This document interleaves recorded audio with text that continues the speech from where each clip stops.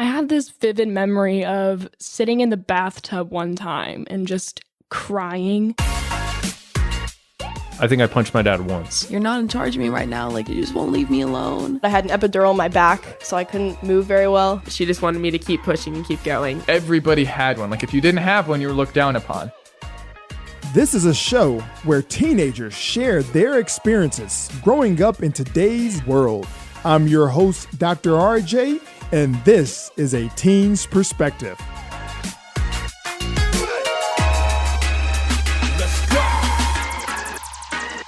Hello and welcome to A Teen's Perspective, helping parents see the future.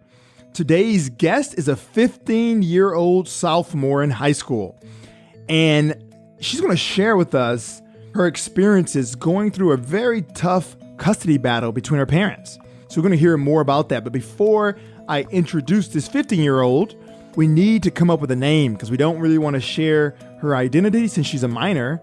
So if you were a superhero, what name would you want to be called? That's a really good question. Probably Billy. Billy, nice. And what would be Billy's superpower? Mind reading. Mind reading, I like it. All right, Billy. So first, we want to welcome Billy to the show. Hello.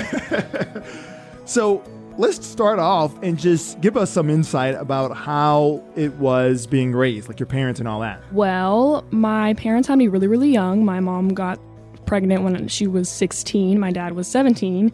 So then they had me, and then they thought they should get married because, you know, that's what you're supposed to do when you have a kid, right? So they got married. It was a very bad relationship because they should not have been together. So that's why it was a very difficult household to live in with them. And then they got divorced when I was like 6, or it might have been younger than that. But I moved with my mom to Georgia with her boyfriend when I was 6 years old, when I was originally born in Arizona. So I moved to Georgia with her and then went to go see my dad every now and then, like summers and Christmas break is when I saw him. And we did that for years. It was just like a year ago that I ended up living with my dad, and he had moved to Texas at some point when I was like, it was like 4 years ago when he moved to Texas. So yeah, it was definitely a rough growing up because I absolutely did not like my mom at all. She did not treat me well, and her boyfriend did not treat me well at all. It was just a very abusive household, and I'm glad that I'm out of there. And now I'm happiest I've ever been with my dad. Wow. So you said this happened around 6 years old. Yeah. So talk to me about what do you remember about when the divorce was happening and the separation was starting to... I have this vivid memory of sitting in the bathtub one time and just crying. And my stepmom came in and was like, "What's wrong?" And I was like, "I don't want to live with her. I don't want to go." And yeah, that stuck with me for so long. That's like the perfect description of what it was like for that entire time. Just me not wanting to live with her, me not wanting to be there, not feeling like supported or loved or like I belonged there. Yeah. So whenever the split happened, that happened around 6. Mm-hmm.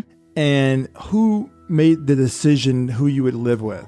I think it was like a mutual thing. They like had a dinner or something. They had like a dinner with all of my family, like my grandparents as well. And they decided that I was going to go live with my mom. But they didn't think, they would thought like further down the line that they would let me make the decision. But then my mom decided to like go back on that and just be like, nope, she's going to stay with me. Haha. Oh, I see. Now, at 6 years old, can you remember your feelings about it? Like, how did they present it to you? I don't really remember how they presented it to me, but yeah, like I said, I just didn't. There was times that I was excited because I was 6. I would be like, oh, there's a Chuck E. Cheese in Georgia. I'm so excited to go. Like little things like that. Because I didn't know what was happening around me. I didn't understand the weight of what was happening. But then at the same time, I inherently knew that something was wrong. Like it didn't feel right. But yeah, because I was young, I had little things I got excited about. Yeah. And at what age do you remember realizing the severity of the situation? Probably like 11 or 12 is when I realized like my mom is not where I need to be with her. It's just not where I belong. Because I was just so much happier with my dad, and it just felt like, I've always said that whenever I lived with my mom, it didn't feel like my life. Like it felt like I got plucked out of my life and stuck into someone else's, and it didn't feel where I belonged. And then when I was with my dad, it felt right. It felt like who I was supposed to be, where I was supposed to be, the people I was supposed to be with. It was perfect. And you saw your dad only on like the holidays? Yeah, summer and Christmas break.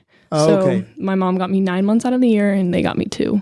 My dad and my stepmom got me for 2 months. Oh, okay. So basically for those 2 months, you just felt like life was great for those 2 months. And then you had to go back.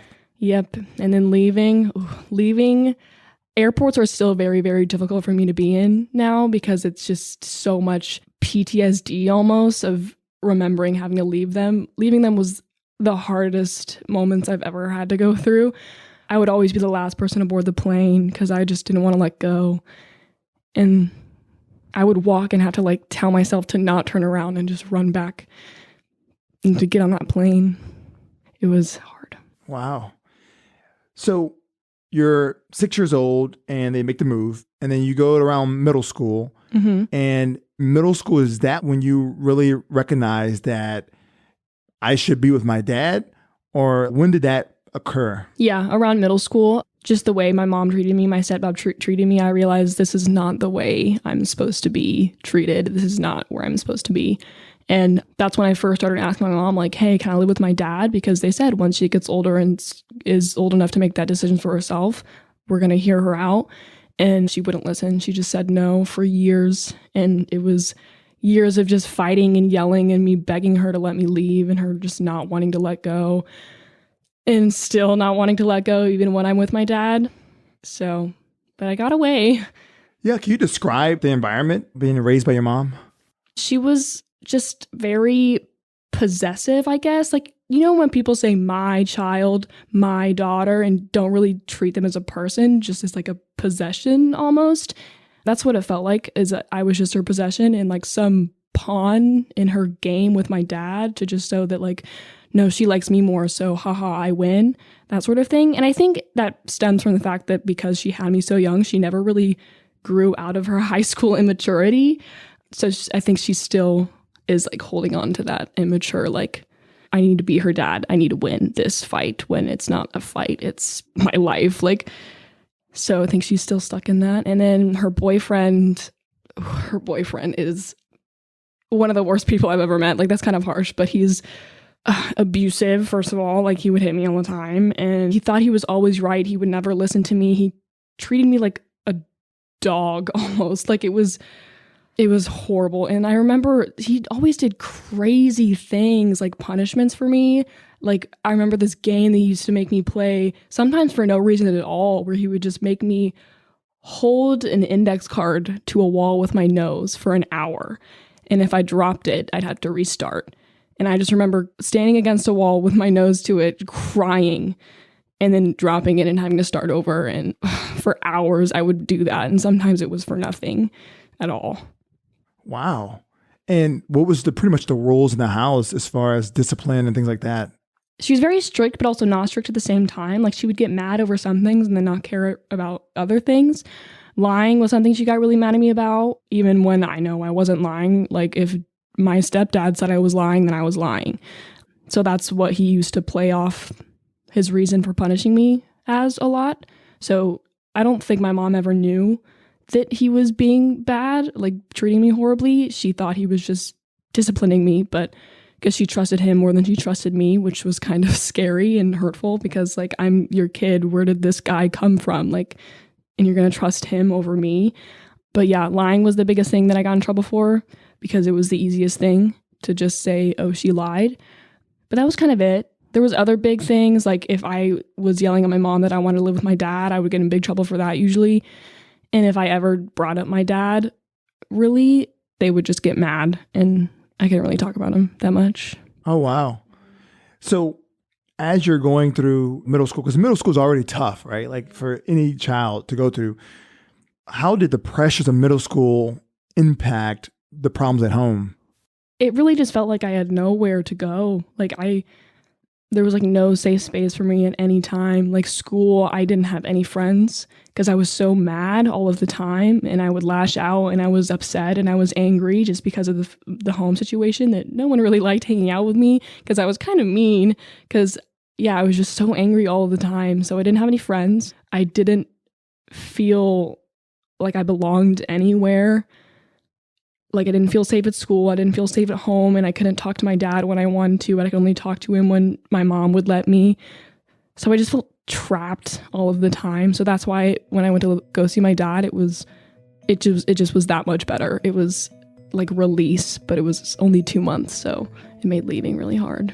Yeah. And when did your dad notice that you were struggling to live with your mom? Around even age 6, when I said I was crying in that bathtub, like, he knew that this is not going to be good for her, but like, this was the agreement that we made. We have to push we have to push through this. And then after a couple of years, maybe her mom will be able to listen and let her live with us. But then, yeah, I just started telling him, like, whenever I would call him, because we had like scheduled calls, like Sundays we would Skype, and then Tuesdays and Thursdays we would call. I would just tell him, like, oh, this is what happened this week. Or sometimes I would just like cry on the phone and just not even talk, just cry. So yeah, he knew, like, the whole time he knew, but he couldn't do anything. Wow. And outside of talking to your dad, what other places or activities helped you through the tough times? I read a lot. I read so many books. I remember I used to go through like 2 a week. Oh, wow. Yeah, so my stepmom would send me a book almost every week from Amazon, and I remember getting them in the mailbox and being so excited. I went through so many. It was insane. Do you have a favorite? Oh, a favorite? Life of Pi is my favorite book ever. Oh, okay, awesome. Yeah, I have read it so many times. So you found that reading and talking with your dad kind of helped you through all that. Yeah. Now, let's fast forward to whenever you are 12 or 13. Mm-hmm. At that point, did you get the opportunity to share with your mom and your dad that you wanted to leave and live with your dad? Mm-hmm. So I told my mom like almost every day, almost every day, and she would get mad every day at me for saying it. And a lot of the times it would escalate very, like, a lot, because my stepdad would get in my face and like push me and be like, stop, you're hurting your mom, stop saying stuff like that. And like, it would escalate a lot. And one time they called the cops on me one time because it got so heated. And like, my stepdad was getting in my face, so I opened the door just to like because he was like backing me into a corner. So I opened the door just to like get him out of my face, and they called the cops because she was like, she's running away. Oh, I see. So was this like a court order for your mom to have 9 months and your dad to only have a few months? I think so. I'm not entirely sure about the logistics of it, but I know that the entire time I was going through it, because she wasn't being friendly with it and wasn't letting me live with my dad, it was I'd have to wait for age 13, which is when this court really starts to listen to the child's perspective. And that's when we could start like pushing for it. So then when I turned like 13 or 14, that's when we started talking about going to court with it. And the second that we brought her to court and I signed like an affidavit and everything, she was like, okay, you can go live there. She got scared. I was like, oh, I don't want to go to court. You can leave. Oh, okay. So at what age did you first bring it to the court? I think 13 or 14. Yeah. Oh, okay. So yeah, and then after that, it just switched, like the agreement just switched. So I would go see her for 2 months. But then I'm guessing it's not a court order because I've stopped doing that.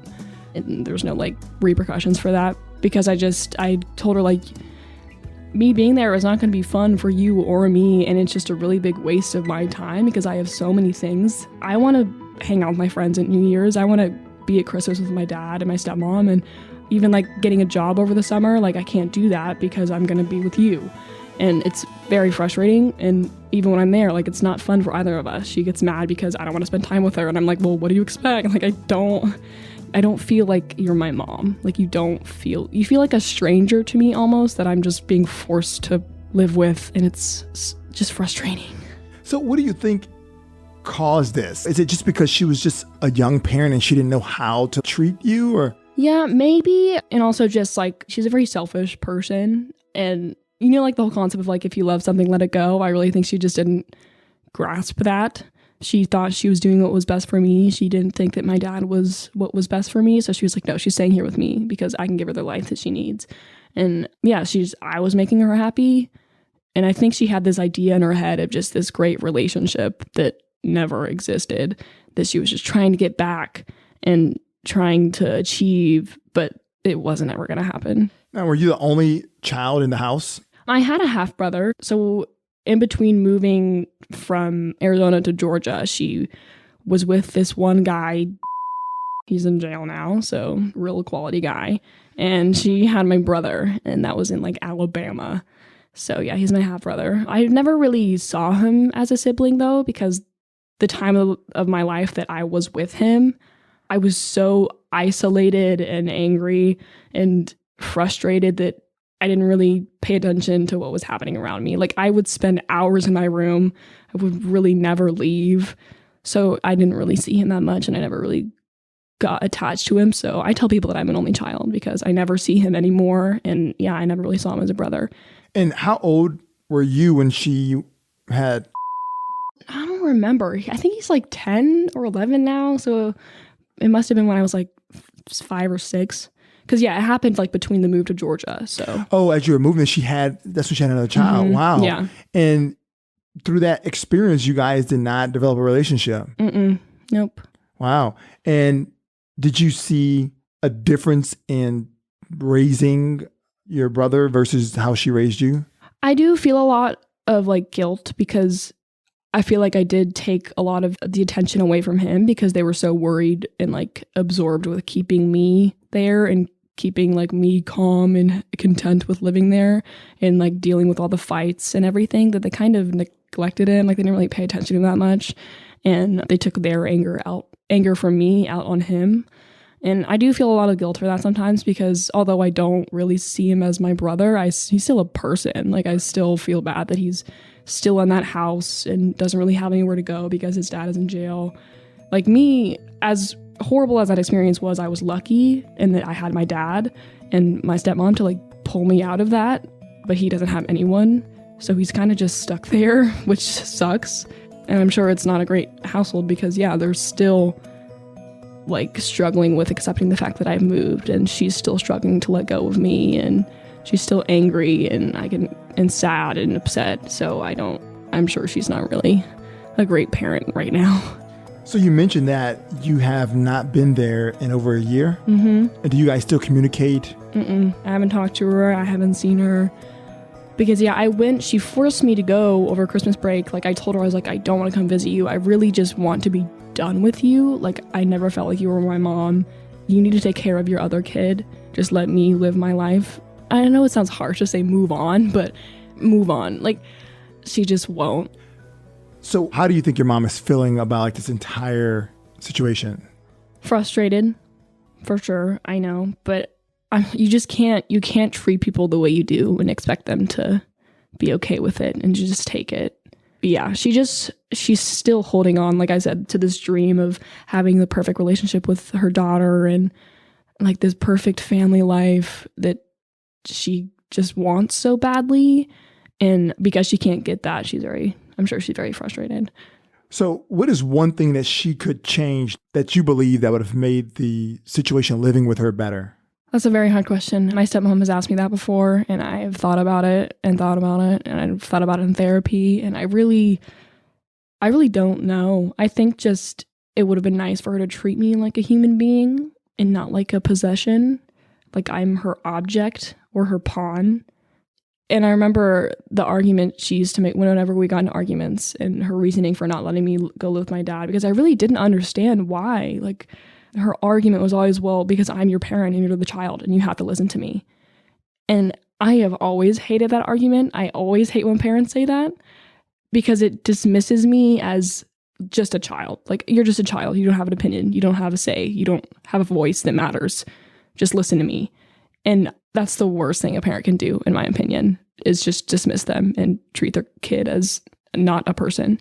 And my dad and my stepmom don't do that. And I love that. Whenever they set rules for me once I moved here, we literally sat down, had a conversation about what we think the rules should be, what our values are, and what would be a good rule. And then we talked about where we disagreed and came to compromises. And then we signed a contract. These are the rules. And it's like helped with accountability. It made me feel heard. And it's really helped me listen to the rules. Like, I don't want to just break them anymore because I felt like, no, I sat down and had a conversation and had an opportunity to say what I thought. And this is what I agreed to. So now I don't have the urge to break the rules like kids whose parents are just like, I'm the parent, you're the child, listen to me. Yeah, I think that's a great point because I coach parents with teens and teenagers. But that's one of the issues that usually comes up is teens usually are not bought into the rules.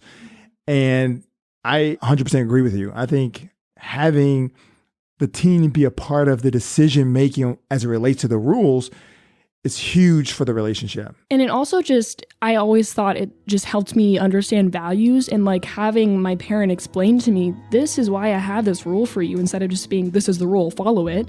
Then I came to really understand, oh, okay, like phone rules, like, oh, I have to turn my phone in at night. I can only have it for this much time a day. I was like, oh, that's so annoying. I want my phone. And like, it's really just an inconvenience. Why can't I have it all day? And then she'll be like, well, because I don't want you to become reliant on it like most teens. And I also want you to like have the time to build other abilities, like to build your strengths and to work on bettering yourself and not just be on your phone. And then I was like, okay, yeah, I understand that. That's good for me. Like that benefits me. So I want to follow that rule. So like having that is also, it instills values in your kid in a way that just saying you're the parent or I'm the parent, you're the child doesn't do. So I hear you speak very highly of your stepmom. So what makes her a great mom? She treats me like a person. That's really all I want, and I think any kid wants from their parent, is to just be treated as a human being that has a voice, and she does that, and she understands me, and she understands my experience, and she listens to me and doesn't just say, well, whatever, I don't care, do what I say. She's very understanding, and she tries really hard to like shift her way of thinking because, yeah, like you said, teens now are so much different than what they used to be. So while she has lived my experience, she also hasn't. Like, she's been a teen and she understands why I want to do things and what I want to do, but there's also new things that she doesn't understand. So when I try to like explain to her why I want to do this or my values on a certain thing that she didn't grow up with, she's very open-minded and listens and understands. And I love it so much. She's the best. Yeah. So let's switch gears. You've had this tough experience when it comes to the parents. So, I already know that's had to put a lot of stress on you. Now, share with me about school during this time, friends and your grades, and did you play sports and all that? So for school, while I was living with my mom, I always got good grades. I don't want to say I'm naturally smart, but yeah, I think I pick things up very fast. And public school in Georgia was very easy for me, so I didn't really have to try that much. So the home life didn't really have a big effect on my grades. I always had straight A's, even if I wasn't trying that hard. And I played soccer for a little bit just because I wanted to stay active. I wasn't very good at it, but it's fine. I didn't really have any friends, like I said, just because I was so angry and I didn't really want to talk to anyone. And I didn't feel like I belonged with anyone anyways. Like whoever I tried to be friends with, I was like, you're not my people. But yeah, I kept my grades up. I read a lot and didn't really go out of the house much. So what about with your dad? So describe school life then. Now I'm in a way more difficult school, which is great because I'm actually challenged. It's a charter school. It's super small. It's a half-day school. So it caters to people that have like interests outside of school or just want to like speed up their graduation process. So we have a lot of athletes. We had a couple YouTubers for a while. We have some artists and people like me who want to speed up their graduation process. So I'm taking extra classes and it's great. It's a very small school, so it's more one-on-one time, which I like. And it's also very challenging and fast-paced. It's almost like college because the classes are way shorter. They're only like 40 minutes. So it's like, here's a lecture, here's your homework for tonight. And then it's a lot of self-taught, which I like personally. It's more my pace and I actually have to try to keep my grades up. So yeah, it's definitely a good challenge, and I have a lot more friends now. It's still hard because of the fact that it's a small school, so it's kind of hard to pull from such a small group of people. But I have a lot of friends on the speech and debate team, which I'm on, so.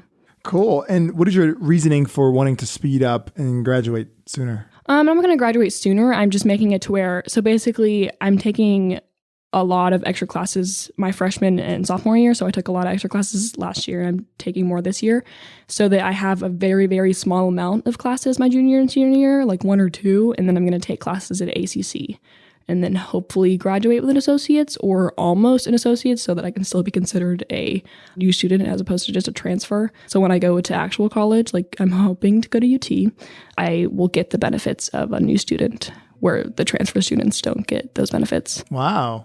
That's awesome. And so do you already know what career path you want to take? I definitely want to do something creative, not like straight art, like graphic design, because that's very competitive and it would be fun, but it'd be very difficult and not very stable because it's freelance. So I want to do something more vaguely creative, like marketing and advertising kind of thing, or that kind of, or maybe even psychology.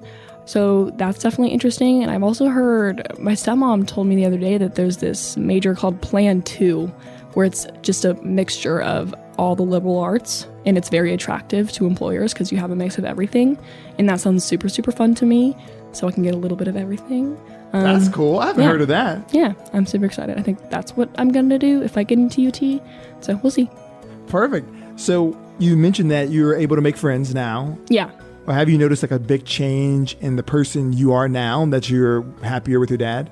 Yes, because I never felt like myself in Georgia. I never really got to surround myself with the people that I wanted because I didn't know the people that I wanted. I didn't know what kind of people I wanted to hang out with. I didn't know who I was. And now that I'm in a like healthy, stable household, I have the opportunity to like figure out who I am and my standards for my friends and meet the people that I want. And because I'm involved in like clubs that I actually like, whereas in Georgia I wasn't, I get to meet like-minded people. So yeah, it's definitely a lot easier. It's still difficult because, yeah, like I said, it's a small school and friends are always hard, especially like when you have high standards. But I always say like it's either have high standards and have fewer people or have low standards and have more bad people. So yeah, it's definitely a struggle, but yeah, it's better. So through all of your experiences, how has this impacted your self-esteem?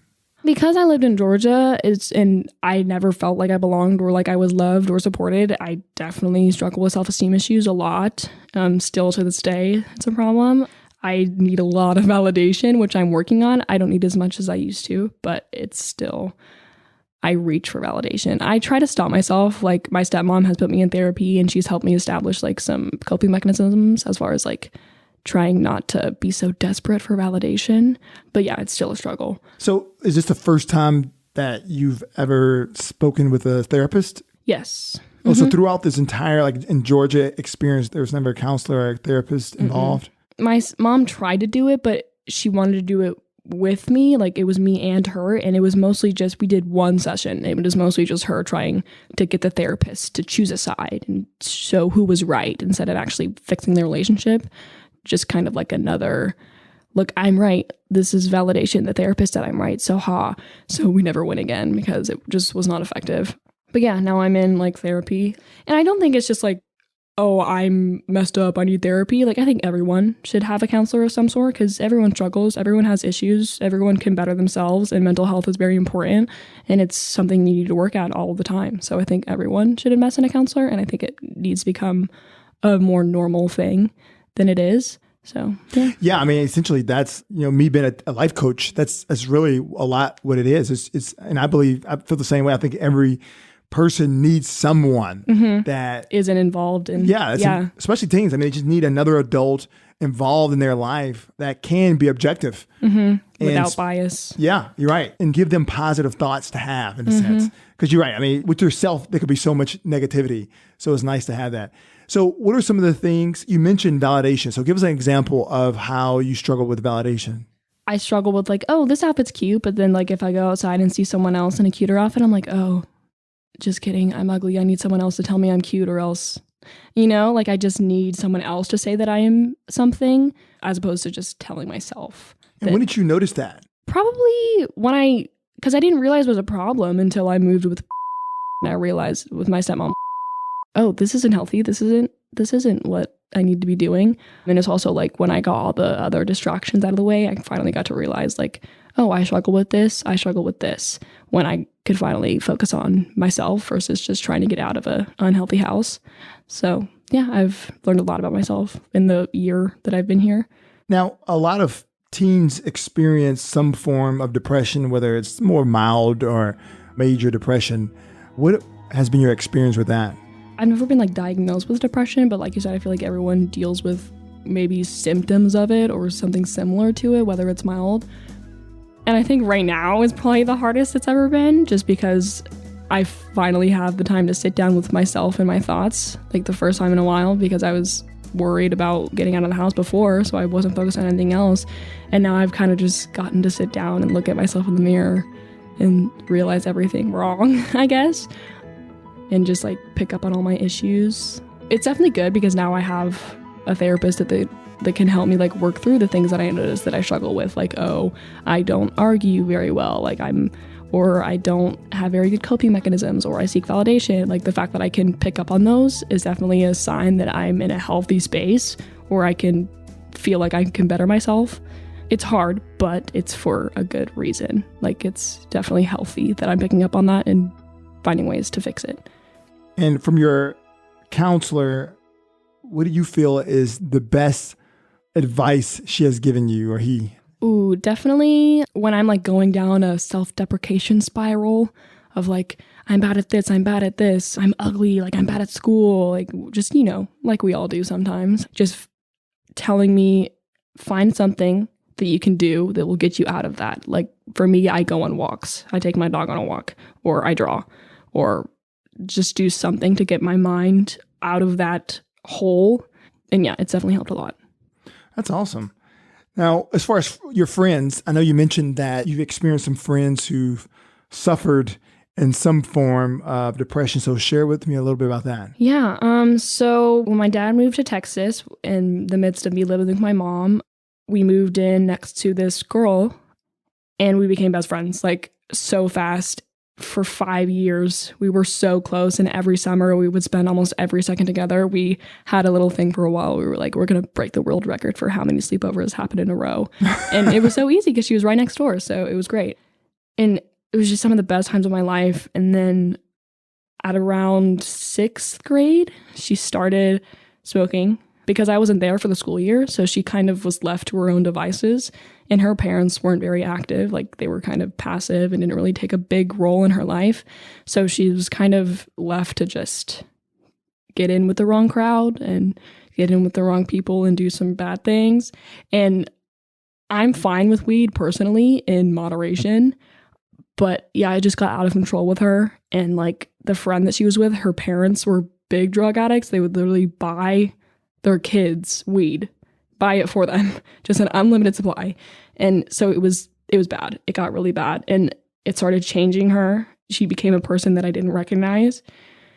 And then she started getting into harder stuff. She started taking Xanax. And so she got really depressed. And it was a pretty dark time for me to watch her do that and me not being able to do anything because I was in Georgia and I just had to watch her deteriorate. And the only time I was with her was over the summer. And what am I supposed to do in 2 months as a teen? Like she was older than me, so I was 2 years younger than her, didn't know what I was doing myself. So how was I supposed to help someone else? I was just watching her just crumble in front of me and I couldn't do anything. And it was hard. I lost one of the best friends that I've ever had because it just became to a point where like it was taking so much energy out of me, and my stepmom grew such a big relationship with her too because she was over all the time. She kind of treated her as a daughter, like she was part of our family, and it was just taking so much energy out of us to try and save her, and we couldn't. So we just had to let her go. Wow. And how long ago was this? I think it's been almost 2 years now that we like decided to just, we can't do it anymore. But yeah, I knew her for 5 years, so I still struggle with it because she's one of the best friends I've ever had. Like I struggle now with comparing other friends that I have with, well, you're not her. It's never going to be with like it was with her. So that's also a thing that I struggle with when making friends, is comparing them to her, which is unfair because I'm never going to find the same person. It's never going to be the same. So I need to be open to having different and new relationships, but it's hard. Because yeah, I miss her every day. I miss her. And are you guys still friends on social media?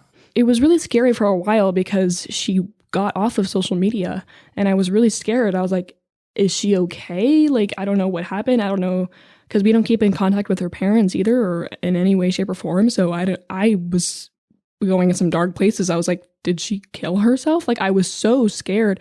And then she popped back on, and literally just 2 days ago, she followed me. Oh, wow. Yeah, very recent. So that was very surprising, I guess, because I hadn't seen her in existence in so long. I didn't know that she was still here, and I didn't know how she was or how she was doing. So it was very interesting. So she followed you. Do you think you're going to try to reach out to her? I don't know. I think I'm at a place now where I've finally moved on, I guess. I mean, I still struggle with it. Like, there's still every now and then where I think about it, but it's definitely not as bad as it used to be.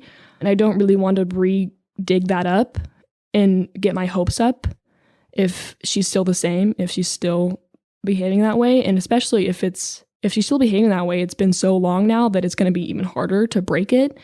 And I don't want to waste more energy. But then again, I also would love to have that friendship again. But I also know that we're never going to be able to go back to that. Like, it's never going to be how it was. It's going to be a completely different relationship. And I don't know if I'm going to like it. I don't know if it'll be what I'm hoping. So I think it'll take a lot of effort and energy that I don't really want to put in right now, especially if it's just going to be a letdown. Yeah. So describe that experience. Like, you have this friend, everyone is fine. She smokes weed. Share with me like the experience and like what are some of the things you noticed and experienced yourself watching her go down the wrong path? I remember when it first started, she told me, and I was like, oh, that's fine. Like, if you smoke weed, I'm okay with that. Just like, don't let it get out of control. Like, I personally wouldn't do it as a teen because, it can have an effect on like your brain. Like, it has developmental effects if you don't control it, or even if you do it control, like, it's just not, it has effects like on your memory or something. And also, knowing myself, I have a pretty addictive personality, so I know that it would probably get out of hand. So I don't want to do it personally. But teens who do, I'm not going to like shame them. Like, I know a lot of teens who it's helped them a lot. I had this one friend where she had a suicide attempt and she could not sit in a room with herself. She would go in some dark places, and weed is really like the reason that she's able to sit in a room by herself and be okay now.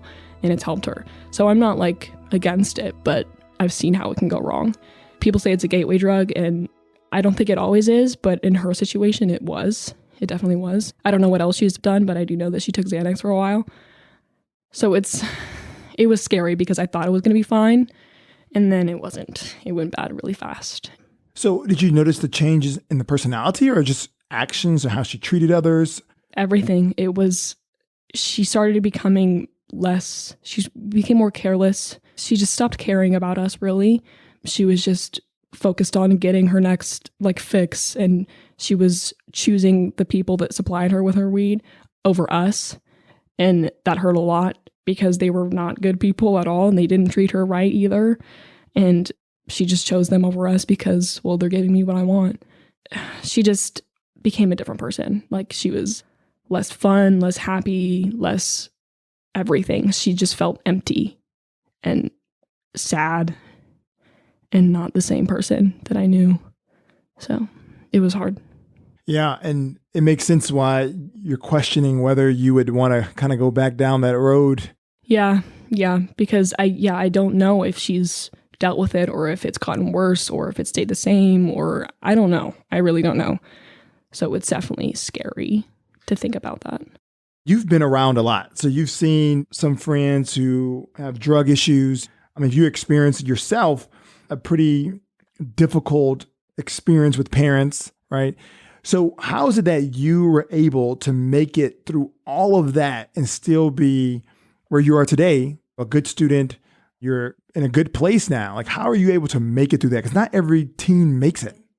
Just having a support system of some sort. I don't care if it's your parents, if it's a friend that you have, or some taxi driver. Like, just, you need someone that you can go to. Like dad and if I did not have them, I would not be here. I wouldn't. I would probably end up a drug addict or pregnant or something. And I think a lot of teens don't have that. And that's why a lot of them end up going down the wrong path, because they don't have anyone to tell them, hey, that's probably not the best idea for you, or hey, maybe try doing this instead. Like, they don't have that guidance. And I really don't know what advice to give teens as far as like finding that. But I think maybe just putting yourself in situations that are good for you and where you think you could meet people that could help you. So like joining a soccer team or something, and maybe meeting someone on the team that you can talk to, or meeting someone. But it's something you can't force, so it's very difficult. But yeah, definitely try and find that support system. And if not, like, there's a million like hotlines and free counselors that you can talk to everywhere, because I think mental health is becoming less stigmatized and more of a normal issue. But it's still got a while to go. But yeah, there's a lot more resources, especially for teens now. Yeah. So before I let you go, I'd like to hear about what are your thoughts about the future? Like, what are you the most hopeful about? Ooh, as far as like humanity as a whole, or for Or my just for life? you, for your life? For me, probably I want to have a stable job and something creative. Like I said, I don't want a big house. I want like something modest and petite and nice and fun. I want to live in a city. I'm definitely a city person. I don't know if I'll stay in Austin, but I definitely like Austin's vibe. So maybe like Denver, because Denver is very similar to Austin, or somewhere in California, but also like it's so crowded. So maybe not California, but yeah, definitely that. I definitely want to be with someone, a partner of some sort. And I want pets for sure. Yeah. Now, do you see, at least right now, any future with your mom involved in it? Right now, no. And I think about it all the time. I'm like, am I going to grow out of this anger? Or it's not even anger anymore. It's just kind of indifference. Like I said, she feels like a stranger. And I don't think that's going to change. Currently, I don't think that will change. But you never know. I'm not going to say never. Because, yeah, that's definitely a possibility. But right now, I don't see it happening. I would like to know, like, what advice could you give a teen who is struggling with a parent and how to make it through to where you can still do well in school, you can still find friends and handle all the issues that's associated with school? Find an outlet of some sort, like reading. That was it for me, and having my dad. So definitely find a way to build a support system of some kind and find an outlet that you enjoy that can distract you and that it can help you like build your skills. Like reading is a big reason that I'm like a really good writer and that like I have a big vocabulary and that sort of thing. And also I drew a lot. So I've built those skills in the meantime. So just better yourself in the meantime, find a support system and find an outlet.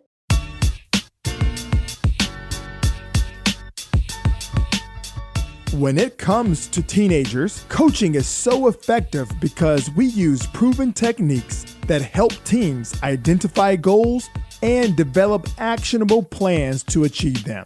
If you're a parent and you want to learn how to use these coaching techniques to coach your own teen, visit us at coachyourteen.com.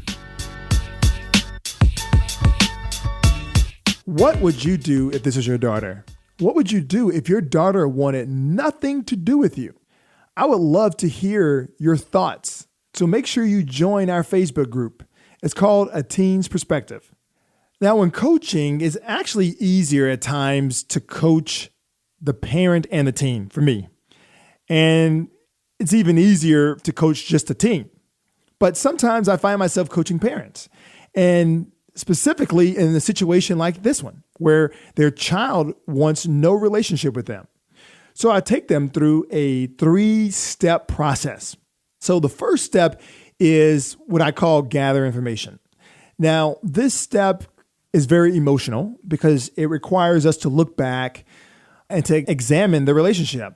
And we don't want to spend our time dwelling on regret or mistakes that were made. Instead, we want to just gain information from those experiences because there's a reason the relationship is broken.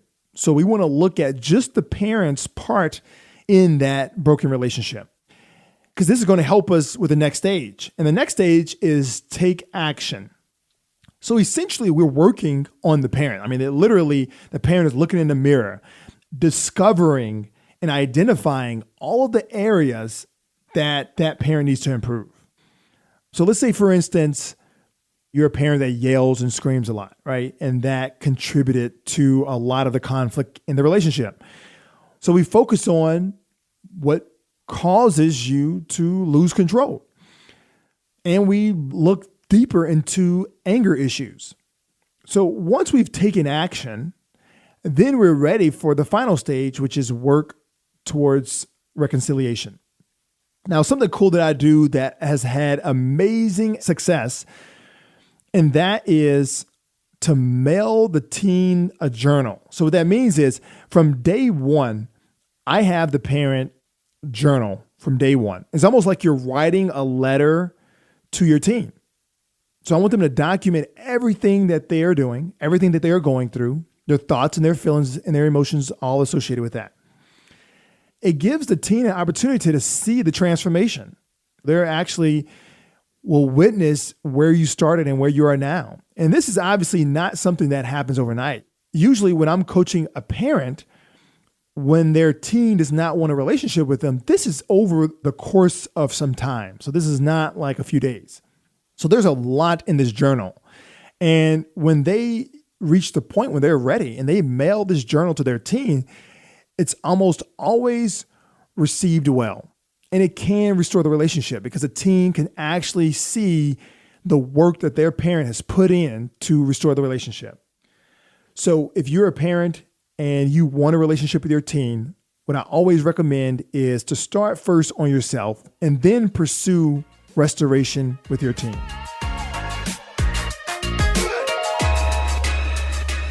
Well, I hope this interview will help in some way with the relationship between you and your teen. Thank you for listening, and thank you so much for all of your support. Please review, rate, and subscribe, and share with a friend.